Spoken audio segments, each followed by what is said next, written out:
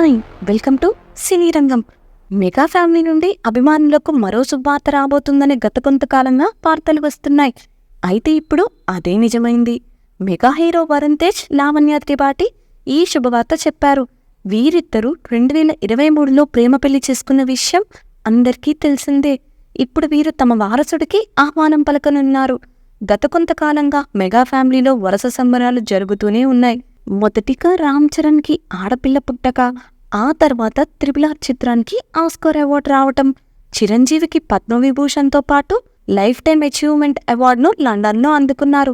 అలాగే Ram Charan back statue సైతం London madam Tussauds మ్యూజియంలో మే 9న ఆవిష్కరించనున్నారు.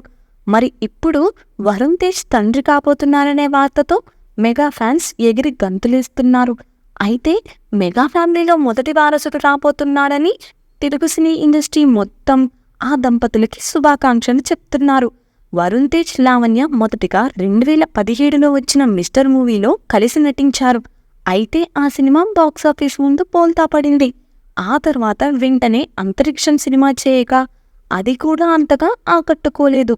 ఇక ఆ సినిమా షూట్లో వీళ్ళిద్దరూ ప్రేమలో పడ్డారని చెప్పారు. ఇక 2023లో పెళ్లి చేసుకున్నాక అప్పటి నుండి లావణ్య సినిమాలకు దూరంగా ఉంది.